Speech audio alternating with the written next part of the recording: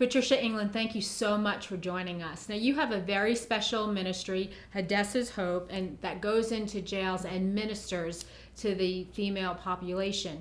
And you do that because you have a very special story. So tell us about that. Well, I think that, doctors raise doctors, lawyers raise lawyers. And so for me, my grandfather was in prison, and my favorite uncle has been to prison 3 times. I've been to prison twice. My brother has been to prison, and both of my adult children have been in prison. And so all of the times that I went to prison or to jail, mainly county jail, when I left, I had the desire to do the right thing, and I could not do it because I didn't have any of the skills to do it, didn't know how to do it, because I was raised in this environment where this is what life was. And so the last time that I was incarcerated, God put this dream in my heart to go back and teach the life skills that I've now learned, that one day to open a house for women coming out of jail that is a safe place for them to go to. Can you give us a little bit, before we get there, about your background? I mean, growing up, did you feel like hopeless, that I'm destined to live this life? I mean, what was that like? I was very hopeless. But I didn't know that I was hopeless because I didn't know what it was to have hope. I know that recently my daughter and myself have moved into our first home together. And I rode by a trailer park that we used to live in when I was younger. And when I went by it, I just cried because I thought, how could anyone raised in this environment, in these homes, have any kind of hope? And so it was very hopeless. But I normalized the childhood trauma. I thought that was the way it was for everyone. And so I didn't realize that I didn't have hope, but no, I did not have hope. And what did that include? Was it abuse? Was it drug abuse? What was it? So, yes, both of my parents were alcoholics. My father was a very functioning alcoholic. He drank on the weekends. He was, about 20 years older than my mom. I have 2 older sisters. So I've learned now that, when you're in a home where the parents are fighting all the time, or they're drinking, or taking you to bars, that, those are traumatic events. I don't know, my parents didn't really, my mom didn't, no one physically abused us, but the neglect and watching them fight, yes, it was abusive. I now know that it was traumatic. It was trauma is what it was, being raised in an alcoholic home. I've done a lot of classes and groups on what the effects of being raised in an alcoholic home is like. And so it was traumatic without knowing that it was trauma actually happening.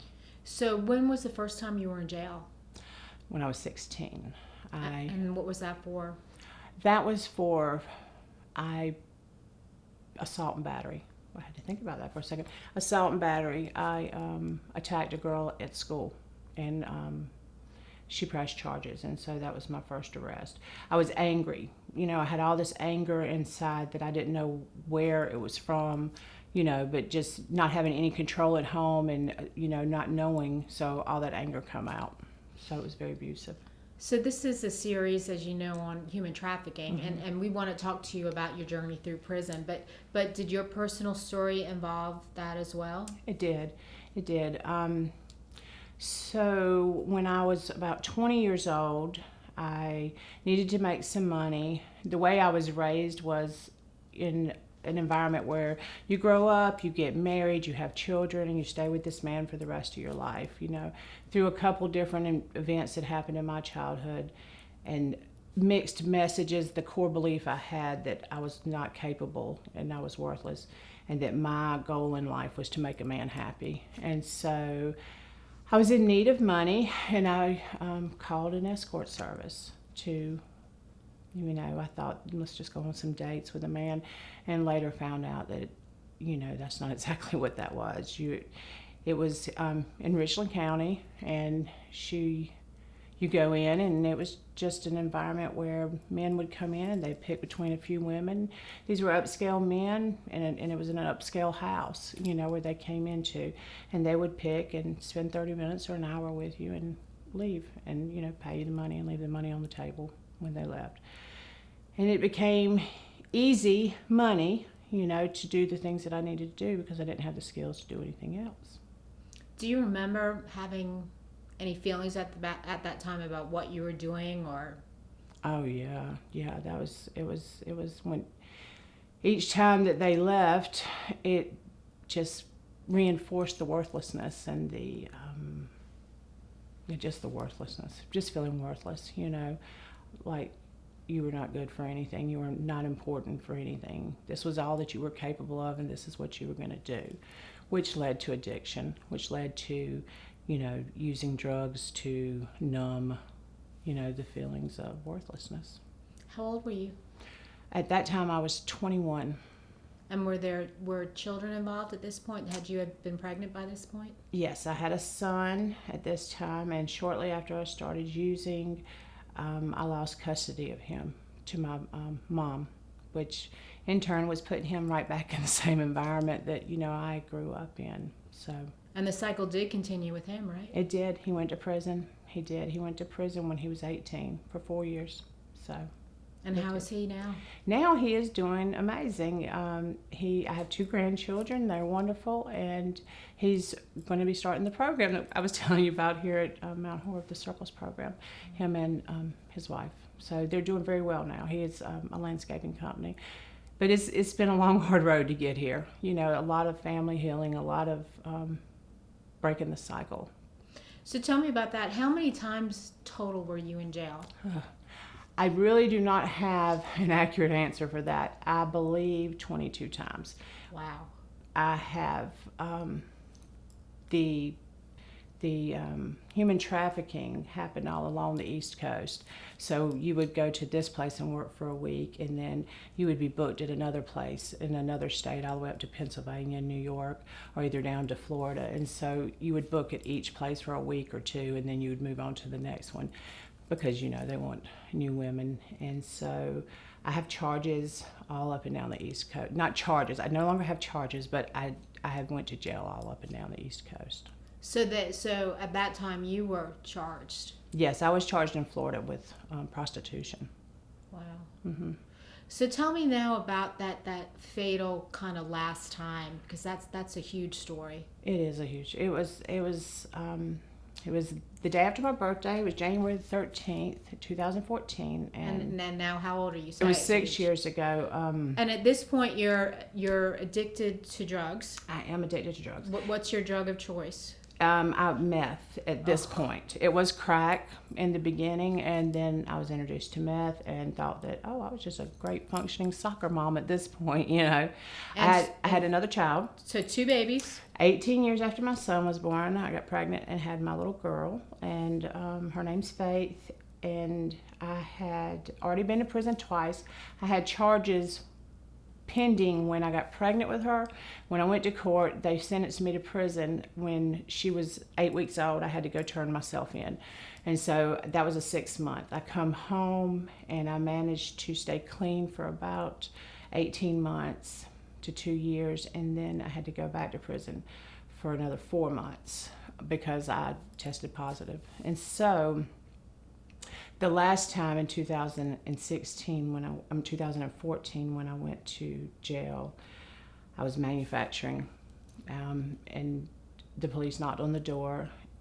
And Faith is in the house with you. Faith is in the house with me. And now how old is she? She's 5 at the time. Okay. She's 5. So this is what I remember. That morning was that when it was very cold outside, it was in January, and the police were all tearing the house apart, and then they come walking out with my little girl, and they're carrying her like she's a wet dog, and I just thought, that's it. I'm never going to see her again. This is it. And if I do see her again, I'm going to destroy her life the way I did my son's, And so I went to jail. I woke up about 7 days later because I had been up for probably a month, just strung out.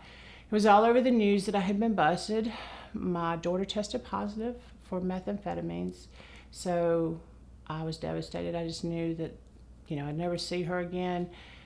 I decided to kill myself. I wrote a letter home to her godparents and asked them if they would raise her, because I knew that if I continued to raise her, that she would be going down the same path that I had went down. And I sent the letter in the mail, and I signed up for a raiser. And at the time, 2 people get a raiser at one time because they have to keep up with the raisers.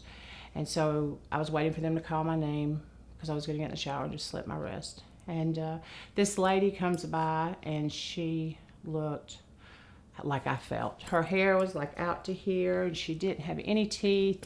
And I had that little 5-inch comb. They give you a little 5-inch barber comb. And I said, here, if you're going to Bond Court, you may want to straighten your hair up. Mm-hmm. And she sat down and she said, can I read something to you? And I told her yes. And she opened the Bible to Ezekiel 16:6. And she said, this is the Lord talking to you. She said, she read the scripture, and the scripture says, as I passed by you, I saw you there kicking about in your blood. And as I saw you there kicking in your blood, I said to you, live. And live was in bold letters. And so only God knew that I was fixing to get in that shower and literally be laying in a pool of blood. So she also went on to tell me that this was my Esther time, and that I was preparing for such a time as this. And so I hear my name called, and I get my razor, and I go to the shower, and I keep hearing, you're a bad parent, you're no good, you're worthless, you amount to nothing. But then I would hear live, and it'd be worthless live. So I told God that at that time, I said, I've got one more time left in me, and this is it. And you can have it one more time, and that's it, as if I can tell God what to do, right? And so from there, we're here. I don't know, it's a lot happened from there. 2 chaplains come along, and they believed in me, and they took me under their arms. And she came in on Easter Sunday, and she read this story where Jesus, the last words he had on the cross was, it is finished. And the blood dropped off of him and hit the sand, and the sand says it's finished to the grass blade, and the grass blade tells the flower, it is finished. The flower tells the tree, it's finished. And so the bird in the tree says, it is finished. And and so I knew right then that life was finished. I just knew. And she said that she wasn't sure why she was there that day, because she was in pain and didn't want to be there, but she just knew she had to come. And I told her, it's because God sent you for me. And to this day, we are very close. There's 2 chaplains, and they taught me a new way of life. They parented me. She insisted on many things, going to Celebrate Recovery, being a part of the church, counseling at Bridges of Hope, trauma therapy, EMDR therapy. So we went down a long road of a lot of therapy, and I still go to therapy, because now I have 2 adult children in recovery, and I don't know how to be a parent to them, so I'm trying to learn how to be a parent to adult children, Did you have a relationship with Christ before that aha moment, that revelation in the jail? I did. I gave my life to Christ as a child in children's church, and I can know exactly where the place was. I can take you to the corner. And it had just been a struggle my entire life. Like I said, each time I went to jail, God would talk to me and tell me, I would leave with this desire to do the right thing.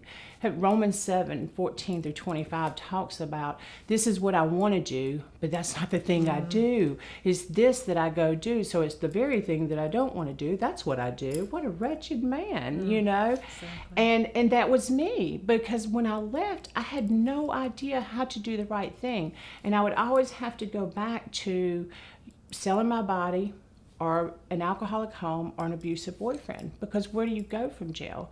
You can't get into, a rehab or anything from inside the jail, because you can't make the calls to line it up. You don't have the healthy support to line it up. And that's where the dream of Hadassah Hope come from, to be that person for the women in the jail. And the long-term goal is to open a house for women to go to from the jail. So I read that you wrote that in this materials now that you give out in jail, you wrote, my soul was in a pit of death until he told me to live. And that really resonated with me. It was. Because addiction is death. It is death. And you don't even know it until you start living that that's where you were. But it is death. And it's like taking off the death clothes, it talks about in the Bible. And in the verse, I can't remember the address right now, but it says to help him take off his death clothes. And I feel like that's what the chaplains did. They helped me to peel off all of this death that had put on myself, through addiction and just different abusive things that happened as a child. Being told things, not intentionally to destroy me, but children just take these beliefs and they run with them. They create core beliefs that they're not capable, are important. And so I believe that's what the chaplains came and done. They walked beside me and helped me remove all that death, get it off me. So from all of this, it's kind of, you're going back into the devil's lair. You're going back into jail, Yes. back to all those bad memories. Yes. And you're dealing with women who were broken just like you. Yes. And tell me about that. First of all, how is that for you emotionally and psychologically? And what are you teaching these women? Well, at first, going back into the jail, it took some time, because one of the things that I've learned is trauma triggers, and being on this particular floor was definitely, a trigger when you walk by the shower that you were going to kill yourself in, and just the nastiness of it. It took some time to get my bearings together, and I would just be I have a partner that goes in with me, that she helps me, she volunteers, and for the first 6 months to a year, I would just say, you have to talk to them, because I couldn't even talk to the COs without feeling like I was still an inmate. I mean, that's just the way it was, and it's not true, because just yesterday I was able to drop off the workbooks, because what happened was the door was open so that I could go back in and just share my story with the women and share some life skills with them. Problem solving, that's something I was never taught as a child. I didn't even know how to solve a problem. When I had a problem, I got high. And so the first thing we try to teach them is they are worth something, to try to understand what core beliefs are and how to get them turned around, positive talk, in the scriptures. We teach goal setting, and a lot of times the first goal is teaching yourself that you are worth many things. You're predestined, you're redeemed. And then we teach parenting and addiction, budgeting, job readiness, anything they ask. We ask them, what do you want to learn about? And that, some of them want to learn how to take the GED. And we just kind of, a lot of different things, core beliefs, our negative thought patterns, distorted thinking, addiction, job readiness, a lot of things. So what happened though is when COVID happened, we could no longer go into the jail.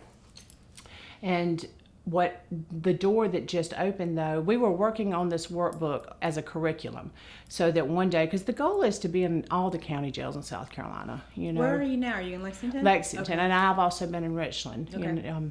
So I spoke with these wonderful COs, these wonderful people at Lexington County Detention Center, and they've agreed to allow me to bring in the workbook. Now the workbook was it was just like a work in progress, and there was a long-term goal, just as we learn as we go. So they said we could bring it in, so that's what we did. We took it in. I just dropped it off this morning, so we will see. Hopefully that'll open the door for the women to be able to email me, so that now we can try to walk life this new way. Everything's changing because of COVID, but the door has opened today, thank God. In this series, we're really focusing on victims and survivors and everyone who intersects with them. And we really wanted to talk to you because prison ministry and chaplains seem like it's such an integral part of this journey. Yes. And that's one of the other, all of these skills that we talk about, that we line them up with scripture. There's no skill that was the big thing for me, even when I went to rehab. Well, what does the word say about this? Because I want to make sure. So everything that they were teaching me about core beliefs is, Romans 12:2, we have to get our mind changed, And something else you had said, I read in your story that, that you were put in isolation when you first got there because of the seriousness of the charges, and God sort of kept you there. You wanted to get back into the prison population, and you weren't able to, and that turned out to be a good thing. And then you went back into the population, and you sort of fell into old habits. And something that interests me is that you called someone from your old life to kind of get you out. Right. And to me, that seems like a pattern for everyone who's a victim, fighting this sort of re-victimization. Right. Like how do you bust those old habits? So that's very true. One of the things that we did start taking into the women right before we had to leave, which was crucial, was understanding trauma and understanding sexual trauma, because victims do not even understand that this is trauma or abuse that's happening to them. I'll never forget when I met Jennifer at Lighthouse for Life. I rode with her, and we were actually passing the first apartment that that my body was sold in, and it was just a freeing moment when she called me a victim, because then I was no longer a prostitute. The language changed it for me. In this curriculum that we do with the understanding the sexual trauma, it has a whole list of things that are not right. And when you see them, you think that you're the only person that's ever been through this. And when we read it and go over it with the women, and something clicks. And that's the number one goal for us, because I did call an old sex buyer, to get me out, because that's all I knew. That's the only person I had. I ended up staying. That's another whole long story, but that was the long-term dream, but the biggest dream that we have for Hadassah Hope is that any woman that comes out of Lexington County Detention Center, any woman that calls me that wants a safe place to go to, we are that for her. At this time, until we open a house, I get them into an Oxford house or a rehab. But that was the key, having somewhere safe to go to when you leave, because the enemy is waiting right there at the door for you. That's when he attacks you the most, trying to teach a different way and walk in life with them, so that they know that there's a different way. You don't have to go back to that. So. And how's your relationship with your daughter, Faith, now? My daughter, Faith, is pretty amazing. She started 6th grade Monday, so she's with me. She and I have been through a lot of therapy. She's very in tune with her feelings and telling me about them. So, we are working very hard on having a healthy... I'm very proud of myself right now. And she is so good. She's a good kid. I've been very fortunate and very blessed. We are breaking the cycle in our family. It's very tough sometimes, though, because I have to make some hard decisions, that she feels like sometimes she's being kept away from parts of our family. And it's hard sometimes, but this is what has to do, because I truly believe that she and I are going to break this generational mess in our family. So, and my son and my adult daughter, they're both on that path of changing it. So it's crucial. It is very crucial. It is. Lastly, if you, there's a girl out there right now scrolling through social media, and she comes upon your story, and you have 30 seconds to engage her. What do you tell her? What do you tell her about herself? What do you tell her if she's in the life right now? Oh my goodness, there's so much, that she is worth so much more. She's capable of so much more, and that there is hope. If someone like me can do this, I know that she can do it. And I would tell her my story of where God told me to live, because I would want her to live, because I know that life is not living. Patricia England, thank you. Thank you.